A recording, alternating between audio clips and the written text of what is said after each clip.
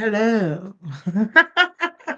I don't know. I just felt like doing that. I know that's weird. Anyway, hello. Welcome to Shredder Tea Tuesdays. How are you guys doing? This is the last Tuesday of the month. I mean, May has literally flown by and not taken any names or numbers, but hey, pretty soon we're gonna rock on into June. And if you're not ready, you're gonna wake up and it'll be July. So you need to pay attention and enjoy life while you can. But anyway, welcome to Shredder Tea Tuesdays. I have an amazing show for you today. Well, I count every day, every show as amazing, but that's just me being who I am. But I do want to tell you about this. Oh, got my got myself repeating over here. Sorry about that. Oh, there it is. Sorry. When you got two devices, you don't know which one is talking and which one is not. Anyways, back to what I was saying. So I have a resource to share with you today. Have you heard of continental societies? You haven't heard, have you? Okay, because I haven't. But anyway, I want to tell you about this event that they're planning on June 7th. So if you're in the great state of Oklahoma, you definitely need to come out and support because they are planning on having some fun on June 7th. It's a health food fun fair. Try to say that 5 times fast. Anyway, it will be hosted at Karen's Ultimate Treasures Flea Market on 4700 South Bryant Avenue in Oklahoma City. The main point of contact is Miss Brenda Jones. The date is June 7th, which is a Friday, next Friday, from 9 a.m. to 1 o'clock p.m. They have all types of activities from the bounce houses, hot dogs, jump rope, musical chairs, and then the special component is dental screenings up to the age of 12. Well, you got to have your parental consent. But anyways, you guys need to go out and support. This is next Friday, and we will have them on as a special guest next week on Share the Tea Tuesday. So I just kind of want to give you a heads up to start planning for that because school is out. Everyone's ready to have an amazing time and enjoy their summer for whatever that you may do. All right. Now, without further ado, let's bring in my special guest for today. Are y'all ready to have some fun and be inspired by her story? Let's introduce Miss Amy Taylor. Hello, how are you today? Hi, I'm doing great. How are you? Not too bad. Not too bad for a Tuesday. Not too bad for a Tuesday. I mean, we got through the holiday and try to rest up or whatever that we were trying to do. How was your holiday? Oh, I worked. It was okay. Yeah. Okay. Well, yeah, you're working. It's kind of like, We still got in some grilling. Oh, well, that's good. At least you got a plate. You got to count that. Yes. As long as you were able to eat, definitely, definitely. Well, welcome to Charity Tuesdays. I'm happy to have you on here as a special guest. We are ending out the month of May, and May is Mental Health Awareness Month, and all these other types of special awareness. But what is something special to you about the month of May? Anything special? Yes, I have. I live with bipolar disorder, anxiety, and ADHD, and my daughter has some struggles as well. So it's definitely important to me. I'd like to end the stigma. Oh, in the stigma. Now, tell people what does stigma mean? Because some people may not know what that is. It means that people have a preconceived notion about what people with bipolar disorder might be like, or people with mental health issues, and look down on them, judge them. Okay. Okay. Having that prejudge impression, thinking that we know something that we probably definitely do not know about. Yeah.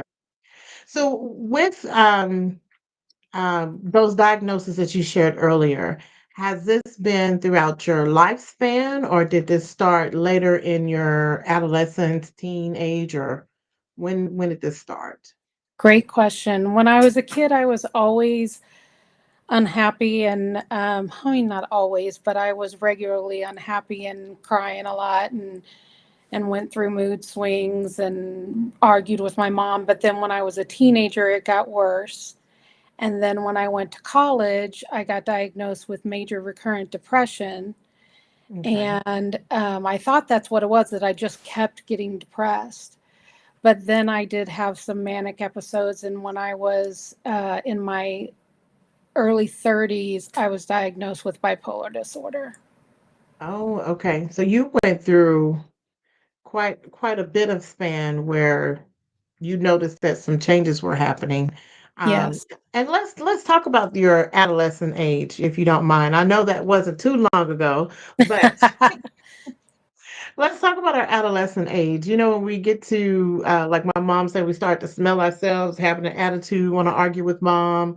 What do you feel like was something significant that you noticed wasn't quite um, equaling out for you? I just could not get along with my family. I was arguing all the time and crying all the time, and I thought everybody hated me. And I just had this whole world in my head of what everybody else thought, and it was really rough. It's rough. Okay.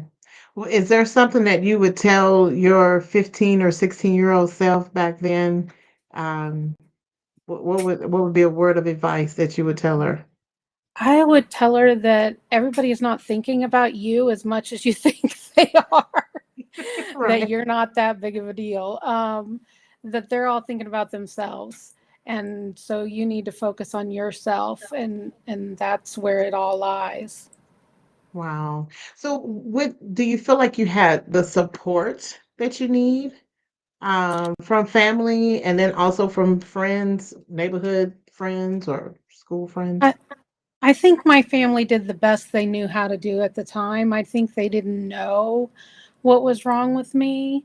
I think a lot of it they blamed on my childhood because I was sexually abused. And so I think they let a lot of things slide under that, oh, she was abused, so she's acting out kind of thing. Mm, okay. Did they ever seek uh therapy or counseling for you or are they No, my mom actually, uh, I say threatened, threatened to take me to therapy and threatened to send me to private school and all sorts of things. Catholic private school, that's how I was raised, so she wanted to do that. Um, but I always threatened to run away, so she would get scared and not do it. okay. I was So a it was threats with threats. yes, And a little bit of promise somewhere in there at times. yes. Okay. Well, and I appreciate you being transparent about your story and sharing this because and I maybe I should have given a disclaimer. I apologize to my viewers, but when we're talking about behavioral health, there are a lot of things that can be triggering for certain individuals. And so if there are certain things that you're not for sure, or if it makes you feel uncomfortable, I appreciate it if you would just leave or not watch it at this moment if it is alarming for you, but maybe to come back at a later time where it's more like you're more acceptable for it. I'm trying to get my word together. That's not the word I want, but I think you guys know what I'm trying to say. So you have mentioned as far as trauma at a much younger age than the teenage years. Uh, Yes. and around what year was this? 19. Well, I was born in 1970, and so it was around 1975 that I was abused. Okay. And it was, around the end of the 80s when I was graduating high school and having some real struggles. Okay. And the reason I asked that, not to reveal your age or anything like that, but the reason I asked that is for people to look at the timeline of resources that weren't easily accessible or even available, we'll put it like that, back in the 80s or back in the late 70s versus how they are now in 2024. Do you recall any type of resources that were trying to help you at that time or helping your mom while she was raising you or your parents, whomever? No, I think my parents took it personally, like they weren't disciplining well enough, Okay. and they tried to discipline me more, and then I just acted out more. Hmm. So it was sort of a tug back and forth. Fourth, yeah, yeah. Definitely, definitely. What about talking? What about having that open communication? Do you recall if you felt like you were being heard? Like if you say, "Hey, mom, I'm having a really bad day," or "I'm feeling really stressed out. I don't know what it is, but I'm just feeling this way." Do you ever felt like you were able to talk I openly think with your parents? knowing now what I know about my mom, I could have, but at the time, like I said, I thought everybody was against me. So Hmm. I didn't tell them things. I actually, when I was probably in about third, fourth grade, was going through a rough time with, I guess it was about sixth grade, was going through a rough time with my best friend, decided not to be best friends with me anymore and took all my friends, is Oh, how it really? felt. And Yes. so we're actually friends again now. But what happened was I actually went through a little crises of my own and heard voices and that kind of thing. And I never told anybody. So, I mean, my parents couldn't help with things that they didn't know about. Hmm. That's a good point, and I appreciate you. I appreciate you mentioning that because if you don't share or you don't talk, how would anybody know how to help you, right? Right. And um, the youth that we have, the generation that we have now, they have quite a few other things that are going against them compared to the older generation. If you could talk to a youth right now that's probably going through a similar situation that you just explained or described, um, what would you say or suggest to them? I would say seek help. Get somebody on your side, whether it's a therapist, a life coach, a friend, a family member. Get somebody on your side that is trying to point you in the right direction that you trust. Okay. I like that. I like that. Thank you for saying that because there may be a parent that's listening to this conversation and they maybe can relate that they have a teenager or a younger child that's having some issues and they're not for sure what to do. Not for sure what to do or how to respond. So as you have matured and gone through the whole puberty phase and dating and all these other things, and you mentioned you went to college, and in college, is that where your stress level really just became overwhelmed? Yes. Yeah. And I went into a deep depression and I wasn't going to classes. And that's when I first sought therapy because I knew something was wrong. Okay. And was it recommended by your professors, or did you just kind of seeked it out on your own? Like, hey, I need to go find I something. just heard that there was a counseling program and decided that that's maybe would help. Okay. Okay. Good. Good. Yeah. Did it help a little bit?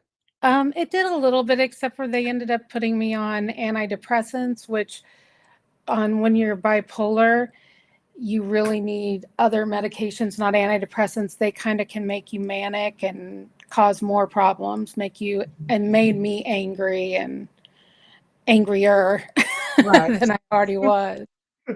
So it was more the issue of trying to find a balance. Yes. A balance. So what is a good balance for you? Well, I make sure I take my meds. I see my psychiatrist every 3 to 6 months. I have a life coach. I've been in therapy before. I have a life coach now. Um, I try to do things like normal people do, eat healthy and get some exercise when I can, and normal kind of things to take care of myself. Right, right. Now I'm gonna backtrack a couple steps. Now you said what normal people do. You are normal, Amy. Yes, yes, yes. That's true. Good You're point. right. You are Mhm. 100% normal. So, Yeah, but I know that at times when we have a condition, we feel that we're quite different than the average society. I'll put it like that. And I've always encouraged anyone that has a condition, just keep in mind that it's not written on your forehead, right? So right. when I meet you, your condition is not written on your forehead, whatever that it may be. But sometimes we feel that way because of those stigmas. and Yes. we feel judged. If I share certain information, you're going to look at me strange, or you're going to say certain things that'll make me feel uneasy or uncomfortable. So, but you are 100% normal, Amy. Just want to Thank you. Thank just want you. to say that part. So, what is a life coach? Because they had life coaches back in, what would that be, the 80s? No, now I have a life coach. Oh, now you have okay. Okay. Yeah. I was thinking that when you went to college, they had a lot. I was like, really? No, that was a therapist. Oh, okay. Okay. Okay. Because I was gonna say, I mean, I'm learning more and more about life coaches. Can you tell us a little bit about like what do they do and what is a life coach versus a therapist? Yeah, definitely. Pretty much the difference is a therapist is kind of, well, I mean, there's tons of different kinds of therapists, but the kind of therapy I was in was focusing more on my childhood and what had happened to me previously and trying to work through traumas. And life coaching is moving forward and working on what I can do to progress. Oh, okay. Okay. So they're serving two different purposes. Yes. Okay. I see that. I see that now. Okay. So do you have a preference of which one's your favorite? You probably shouldn't say that, huh? So there's All some right. I think they both meet different needs. I think at the time I needed therapy, but right now I'm kind of done with therapy. And so I had enough. And life coaching is just perfect for me because it helps me plan out what I want to do. They help me take steps forward. If they see that I'm getting manic or they see that I'm getting depressed, they kind of go, "Hey, Amy, did you notice that you said blah, blah, blah, or that you did such and such?" Mhm. And it kind of helps me go, "Oh, maybe I need to talk to my psychiatrist, or maybe I need to do some more meditation or journaling, or so." Okay, good. And you lead right into my next question. So what is something that you do enjoy doing to help you cope or just to help you in general? Yeah, I do love to journal and I love to meditate. I like specifically guided meditations. I like to turn them on the podcast and just like veg out to that and just kind of take it in. Okay. And how long does like is the meditation like guided meditation, is it like 5 or 10 minutes, or do you get to pick your time, or how does You that can look? you can pick your time. I usually pick ones that are about 5-10 minutes, like you said.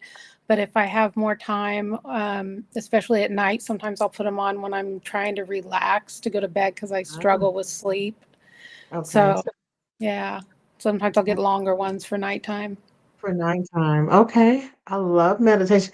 And to be honest, sometimes if I meditate too long, I'll fall asleep. Yeah, And that's a I good don't know thing if that, sometimes. well, right. I don't know if that's supposed to happen or what happens, but I think my mind gets a little bit too relaxed, Yeah. and then my body just kind of responds to that. So so with journaling, is there something in particular you like to journal? Do you just kind of journal your events for the day, or just whatever comes to mind? How does that work? Good question. Sometimes I just like throw everything on the page that I've been thinking and it looks like a mess. And then I will go back through and kind of like streamline it and put bullet points and kind of things like that because that helps me see what I'm focusing on. But Oh, I okay. also like guided journals that say, write down 3 things you're grateful for today, and, things that make me focus on positive things. Definitely, definitely. Okay. Well, that's good. That's good. Now, you mentioned you have a daughter, right? Yeah. Yes. Okay. Now, if you don't mind me asking, how old is your daughter? She is 13. I have a son as well, just in case he's listening. Um, Okay. I wouldn't forget him, but he's grown. And I have my daughter is 13 and she's on the spectrum. Okay. Okay. So 13 and she's on the spectrum. And so how is that um I don't want to say help, but how do you handle the stressors of dealing with the teenager and then your own issues that may or may come around? Yeah, That's hard. I think when she was younger, it was very hard because she wasn't diagnosed. She's very bright and she's very talented in the theater department.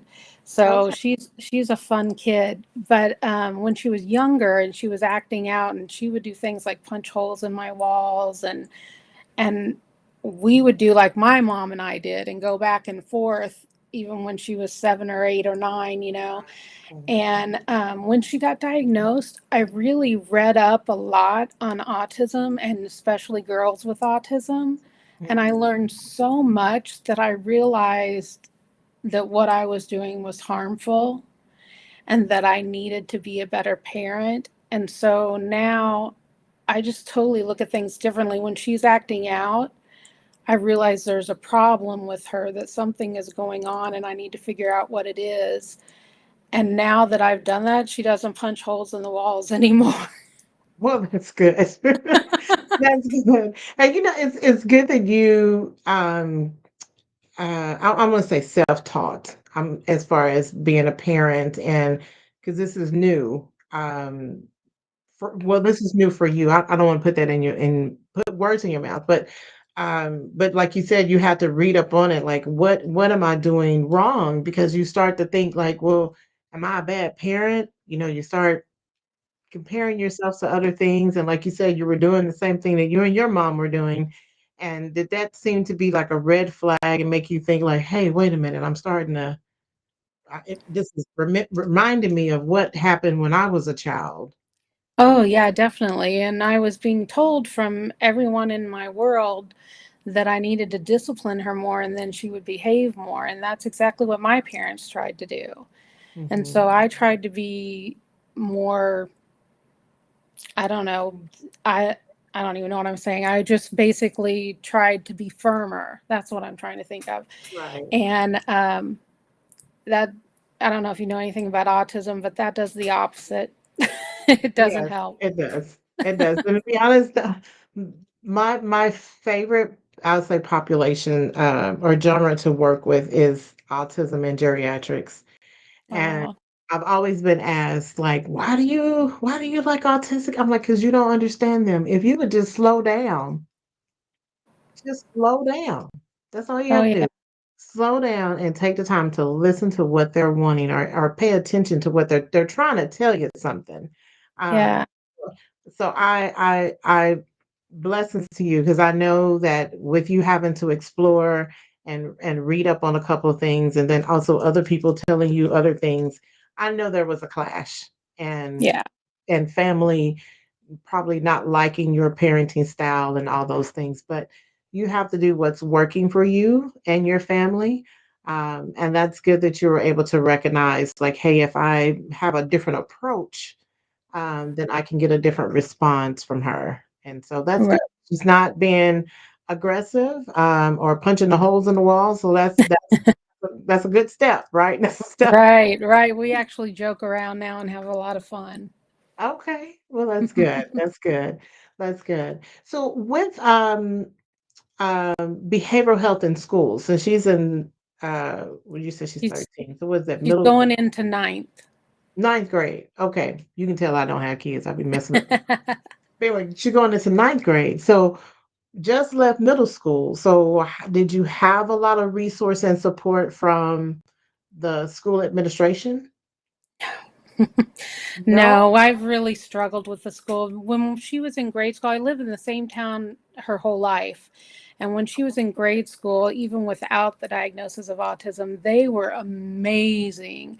And so for kindergarten through sixth grade, I had everything I needed for her, and they did really well with her, and she did really well at school. But when she went to middle school, it's like they decided to quit doing anything for her. And Hmm. I've been fighting to get her help, and they won't give her an IEP. They've only given her, I don't know if you know what a 504 is. Yes. It, it's a lot less. Basically means they don't have to do anything, is how it Okay. feels, and they don't. So what happened? It makes you wonder, like, what's the shift? Why do you feel that, not you, but the school, why do they feel that she doesn't need the IEP? And I mean, I'm quite sure you probably had meetings on top of meetings, Yep. principals and everyone else. And do you feel like you need to go a little step higher and go to like the Board of Education in your town or? Yeah, since she's switching to the high school next year, I'm going to see how it goes the first month, because we came up Okay. with a plan at the end of this last school year, and I'm going to see if they follow it for the first month, Okay. and we'll go from there. But yeah, it was hard also because she was going from grade school where she was in one class all day to middle school where she was going to 7 different classes, and it was Those stressful changes. for her. Yes. Yeah. Yes, that is that. Yeah, a lot of changes will bring that about. Okay. So Yeah. is school out now for everyone? Yep. Okay. Well, that's good. That's good. It's like, whew, you can take a break at least for Yeah. a few months. So, do you guys have any plans for the summer?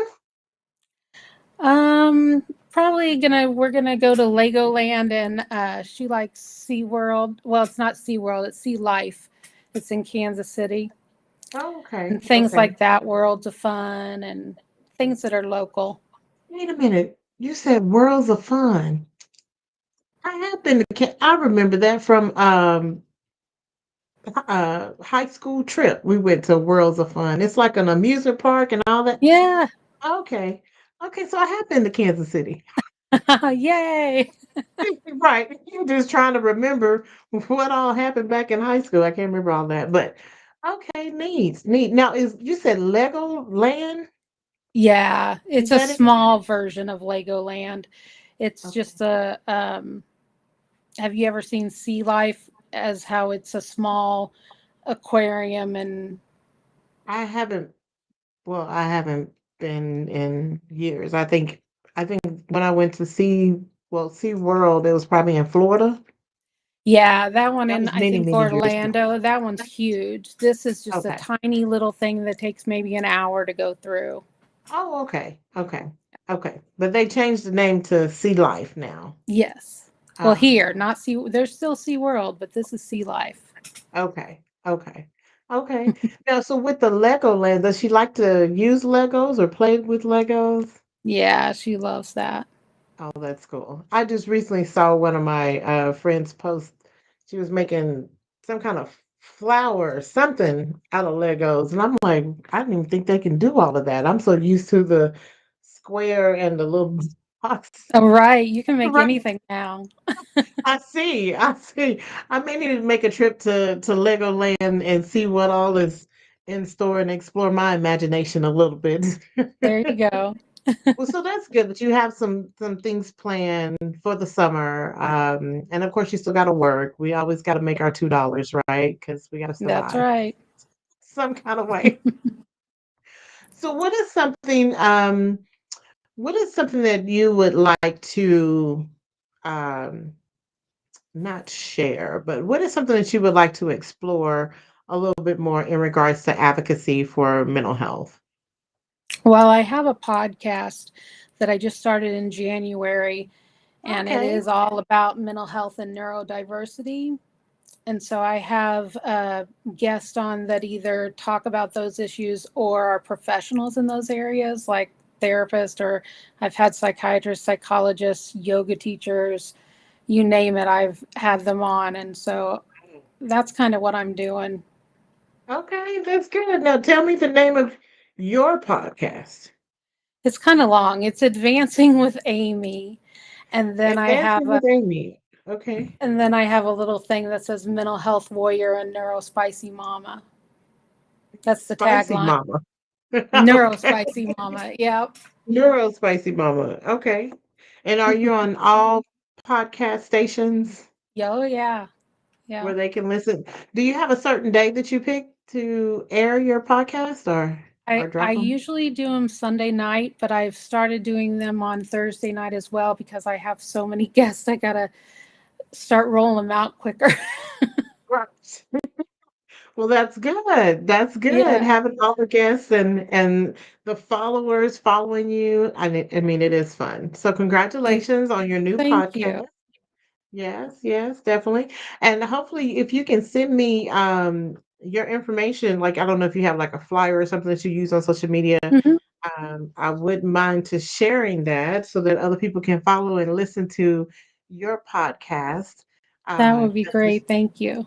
yes, of course. Supporting each other is important. We gotta support each other. Either way it go, we all human, so we need to Yeah. work together as a unit. Definitely, definitely. So, do you have NAMI in your town or in your city? Not in my city, but it's about 30 minutes away.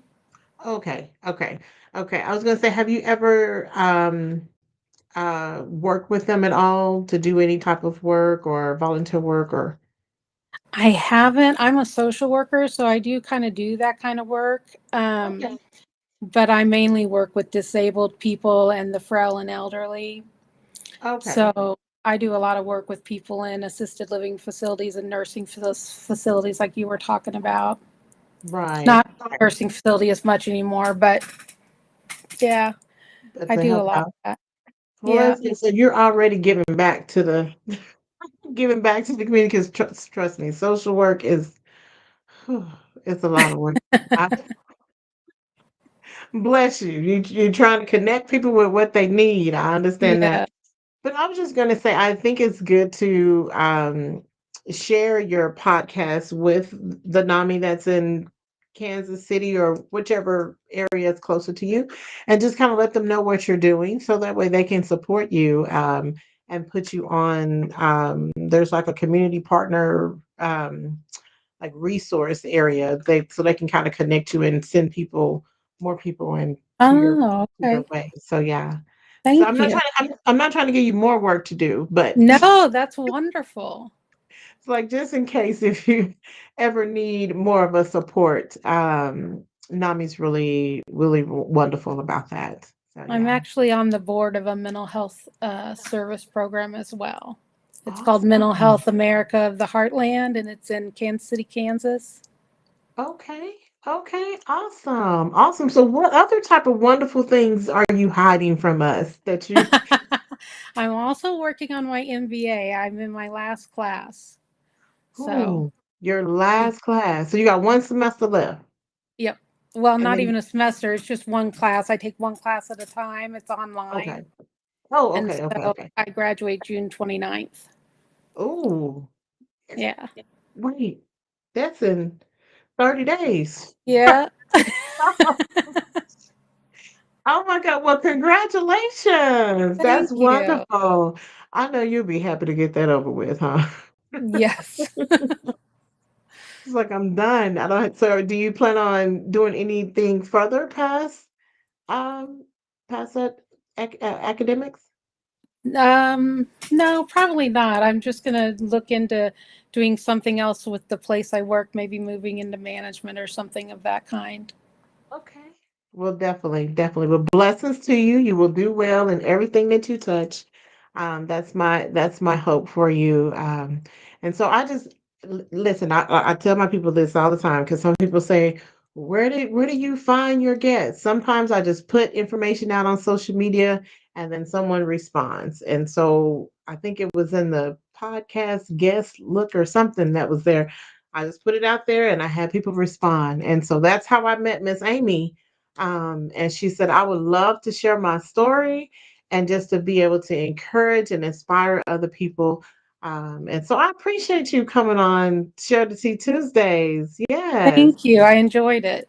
Yes, definitely. I think it's really inspiring for people to know that just because you have certain things that are happening in your life, it doesn't mean that your life is over, or it Right. doesn't mean that you can't be successful. Um, and so you are definitely a living testament to that. And and kudos to you and your children. Your son, you said he's grown. You said he's grown. I don't have to worry too much about him. So Right. but yes, but just being able to share and one of my followers is saying congratulations on your MBA. And she Aw. said this is very insightful and thank you so much for your advocacy and transparency. Oh, see? Thank you. That's so nice. That is nice. Definitely, definitely. Well, so is there anything else that you would like to share or any words of encouragement for anyone? And it doesn't matter what it is, but do you have any words of encouragement you would like to share? I just want to say exactly kind of what you were saying, that you can still have a fulfilling life no matter what's going on, whether you have issues with mental health, whether you have physical issues. I know people that have, spina bifida and do amazing things, that it's all about what you decide you want to do. And if you decide you want to do it, you can do it. Hmm, I like that. You can do it. I need to, how they say, make this a reel and then have it snap at the end. I'll get my production team on that. Definitely, definitely. Well, thank you, Miss Amy. Is there a certain place where they can follow you? Do you have followers Mhm. or Yeah, I'm under Advancing with Amy okay on Facebook or everywhere. everywhere? There you go. I like that. Advancing with Amy. So go and look her up on social media, follow her, give her some words of encouragement, and just reach out and be a big support. So, Amy, I do appreciate you coming on Share the Tea Tuesdays. Don't forget, followers, if you are listening in, you can follow Share the Tea with V on all social media except for Snap of the Chat. I'm not on that one, but I'm everywhere else. But I appreciate you guys tuning in to Share the Tea Tuesdays. And remember to be intentional, be insightful, and definitely be impactful. And then this is my new one that I'm working on is Share the Tea. Don't spill it. There we go. Listen, I'm gonna have some hand claps or something one day. How they do that? I don't know. Do you have special effects on your podcast where they? If you have a Mac computer, it'll do that Um, when you're on Zoom. oh, okay. No, I don't have a Mac. That's Apple, Yeah. isn't it? I don't know. Mm, There's probably other ways to do it. That's just the only way I know. there probably is. There probably is. Anyway, we'll work on it. We'll get it together one day. All right. Well, thank you. I appreciate you coming on. And guys, I'll see you next week. Bye.